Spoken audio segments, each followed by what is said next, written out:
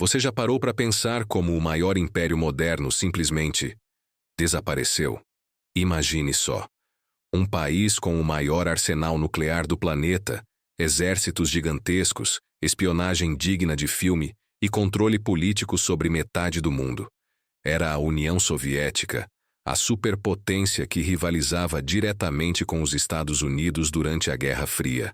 E de repente, em questão de meses, esse colosso caiu sem precisar de uma terceira guerra mundial. Nenhum ataque inimigo, nenhuma bomba nuclear explodiu. Mas então, o que aconteceu? Como um império com tamanha força desmoronou diante dos olhos do mundo? Hoje você vai entender por que a União Soviética, o maior império do século XX, chegou ao fim de uma maneira tão inesperada. Prepare-se, porque essa história tem espionagem, crises econômicas, conflitos internos e uma sequência de erros que mudaram o rumo da história mundial para sempre. A história do século XX foi marcada por uma rivalidade que dominou o planeta. De um lado, os Estados Unidos, do outro, a União Soviética. Dois modelos completamente diferentes de sociedade, economia e poder, disputando cada movimento em uma guerra silenciosa conhecida como Guerra Fria.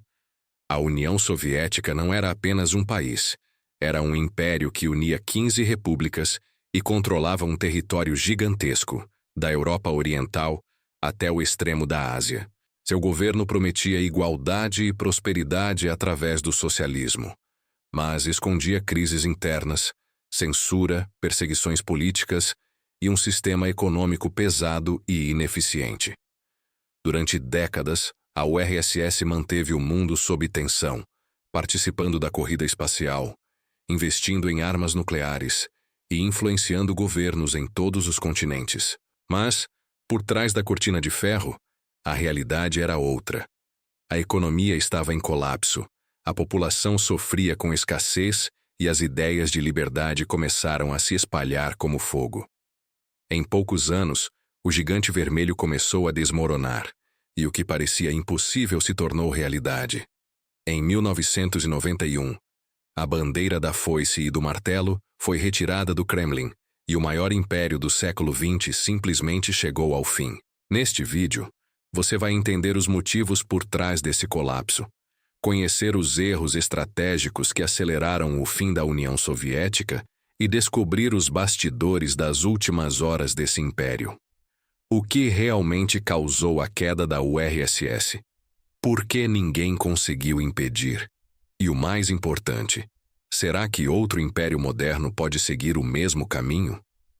Para entender o fim da União Soviética, primeiro é preciso voltar ao começo. Tudo começa em 1917, quando a Revolução Russa derruba o regime czarista e dá início a um novo governo baseado no comunismo. O país passa a se chamar União das Repúblicas Socialistas Soviéticas, ou simplesmente URSS, e adota um sistema totalmente diferente do que o resto do mundo conhecia. O Estado controla tudo, desde as fábricas até as fazendas, e a promessa era simples: acabar com as desigualdades sociais e construir uma sociedade mais justa. A ideia, no papel, parecia revolucionária, mas, na prática, o caminho foi cheio de problemas. Nos primeiros anos, o país enfrentou guerras civis, fome e repressão. Mesmo assim, a União Soviética conseguiu se levantar e se tornou uma das maiores potências do planeta, principalmente depois da Segunda Guerra Mundial, quando derrotou a Alemanha nazista ao lado dos aliados. Depois da vitória na guerra, a URSS cresceu ainda mais seu domínio. Vários países do leste europeu passaram a fazer parte da chamada Cortina de Ferro, uma região sob controle soviético, onde tudo funcionava sob o comando de Moscou. Foi aí que começou a Guerra Fria, uma disputa de poder entre a União Soviética e os Estados Unidos. Não era uma guerra comum, com batalhas e exércitos se enfrentando diretamente, mas uma guerra de influência, espionagem e corrida tecnológica. Quem conseguia lançar o primeiro satélite no espaço? Quem dominava mais países? Quem tinha o arsenal nuclear mais poderoso? Era uma briga constante para ver quem controlava o mundo. Durante esse período, a União Soviética investiu pesado na indústria militar, construiu um dos maiores exércitos da história e criou um sistema político onde o Partido Comunista decidia tudo. Mas enquanto mostrava força para o mundo, o Império Vermelho escondia rachaduras internas.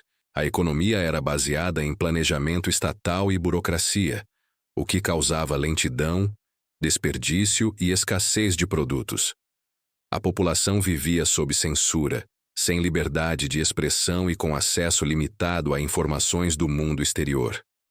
Ainda assim, o medo e o poder militar mantinham o sistema funcionando, mas o tempo estava contra eles. Aos poucos, as rachaduras começaram a crescer e o gigante soviético começou a tropeçar nos próprios pés. Nos próximos blocos você vai entender como essas falhas internas abriram caminho para o colapso total. Enquanto o mundo via a União Soviética como uma superpotência militar e tecnológica, por dentro, o império estava apodrecendo lentamente. O problema central era a economia. Diferente do capitalismo, onde as empresas competem entre si para melhorar produtos e reduzir custos, a economia soviética era totalmente controlada pelo Estado. Isso significa que o governo decidia quanto seria produzido, o que seria fabricado e quanto cada coisa deveria custar. Parece eficiente no papel, mas na prática criava um efeito desastroso. Fábricas que não tinham incentivo para melhorar seus produtos, escassez de alimentos, filas gigantescas por itens básicos como pão e carne, e uma população cada vez mais insatisfeita.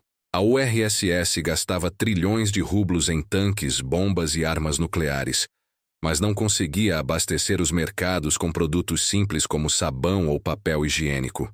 Além disso, a União Soviética investiu pesadamente em guerras e conflitos externos. O caso mais emblemático foi a invasão do Afeganistão em 1979.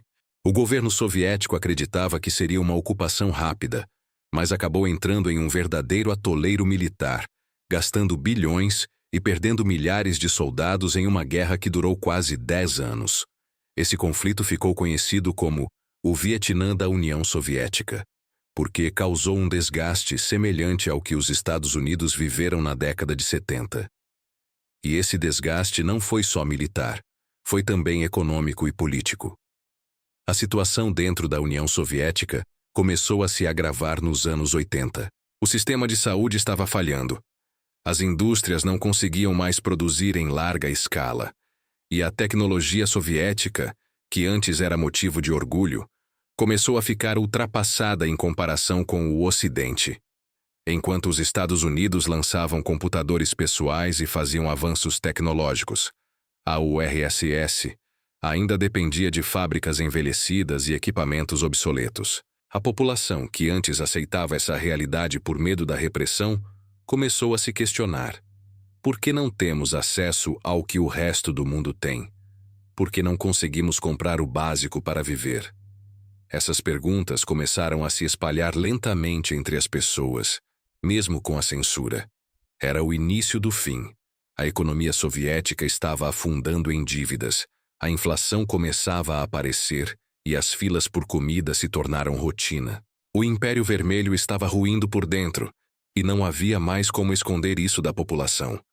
Mas o verdadeiro colapso ainda estava por vir. E ele ganharia força com a chegada de um novo líder que prometia mudanças radicais. Em meio a esse cenário de crise econômica e descontentamento popular, surge um novo personagem que mudaria completamente o destino da União Soviética. Mikhail Gorbachev. Ele assume o poder em 1985 com uma proposta ousada: reformar o sistema por dentro. Gorbachev acreditava que era possível salvar a União Soviética se ela se modernizasse. Para isso, lançou 2 programas que ficaram mundialmente famosos. O primeiro foi a Perestroika, que significa reestruturação. A ideia era fazer uma reforma econômica, dando mais autonomia para as empresas, permitindo pequenas iniciativas privadas e tentando tornar o sistema produtivo mais eficiente. Só que, como a economia soviética já estava em frangalhos, essas mudanças chegaram tarde demais. Ao invés de melhorar, a situação ficou ainda mais confusa. Ninguém sabia exatamente como trabalhar nesse novo modelo que misturava controle estatal com liberdade econômica parcial. O segundo programa de Gorbachev foi a Glasnost, que significa transparência. Essa era uma abertura política inédita na história da União Soviética. De repente, as pessoas podiam criticar o governo publicamente, denunciar corrupção, falar sobre os erros do passado e debater ideias que antes eram proibidas. Isso soou como liberdade, mas também abriu uma caixa de Pandora. A população começou a perceber o tamanho das mentiras que haviam sido contadas por décadas. Vieram à tona informações sobre catástrofes escondidas, como o desastre nuclear de Chernobyl, que aconteceu em 1986 e foi encoberto pelas autoridades por dias, colocando milhares de vidas em risco. As repúblicas que formavam a União Soviética também começaram a se movimentar. Povos como os ucranianos, lituanos, estonianos e letões começaram a pedir independência, exigindo o fim do domínio russo sobre seus territórios. A Glasnost deu voz a esses movimentos nacionalistas que, até então, eram abafados pelo poder militar. Mas agora, o próprio Gorbachev havia dado liberdade demais e não conseguia mais controlar a situação. Enquanto isso, a economia continuava afundando. As reformas da perestroika não deram resultado rápido e a inflação disparou. Os supermercados estavam vazios, as filas por produtos básicos aumentavam e o rublo, a moeda soviética, perdia valor. O povo estava cansado, os líderes do Partido Comunista estavam divididos e o império começava a se desintegrar. Gorbachev tentou segurar as pontas, mas o próprio sistema que ele tentou salvar estava escapando por entre seus dedos. E quando as repúblicas começaram a declarar independência uma a uma, ficou claro. A União Soviética estava chegando ao seu fim, mas o golpe final ainda estava por vir. O que ninguém esperava era que o fim da União Soviética seria acelerado por um evento dramático, um golpe de Estado dentro do próprio governo soviético. Em agosto de 1991, um grupo de líderes conservadores do Partido Comunista, que não aceitavam as reformas de Gorbachev, decidiu agir. Eles acreditavam que a Glasnost e a perestroika estavam destruindo o país e que a única saída era voltar ao regime antigo, com controle total do Estado e repressão absoluta. Foi então que esse grupo sequestrou Gorbachev enquanto ele estava de férias na Crimeia e anunciou que o presidente estava doente, incapaz de governar. Eles tentaram instaurar um governo de emergência, colocando tanques nas ruas de Moscou e tentando retomar o controle. Mas o que eles não previram foi a reação da população e de um novo personagem político, Boris Yeltsin. Na época, Yeltsin era presidente da Rússia, uma das repúblicas que formavam a União Soviética, e se tornou a principal voz contra o golpe. Em uma cena histórica, Yeltsin subiu em cima de um tanque em Moscou e, diante das câmeras do mundo inteiro, fez um discurso inflamado pedindo que o povo resistisse pacificamente e defendesse a democracia. A imagem correu o planeta e se tornou um dos maiores símbolos do fim da URSS. O golpe fracassou em poucos dias.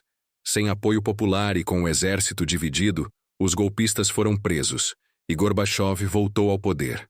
Mas a essa altura, o dano já estava feito. O Partido Comunista, que comandava a União Soviética há quase 70 anos, perdeu toda a credibilidade. As repúblicas começaram a declarar independência em efeito dominó. Ucrânia, Belarus, Estônia, Letônia, Lituânia, Geórgia e várias outras anunciaram que não faziam mais parte da União Soviética. O próprio Boris Yeltsin começou a agir como se a Rússia fosse um país independente, enfraquecendo ainda mais o governo central. Em 25 de dezembro de 1991, aconteceu o momento simbólico que marcou o fim definitivo da União Soviética. Mikhail Gorbachev fez um pronunciamento na televisão, anunciou sua renúncia e declarou oficialmente que a União Soviética não existia mais.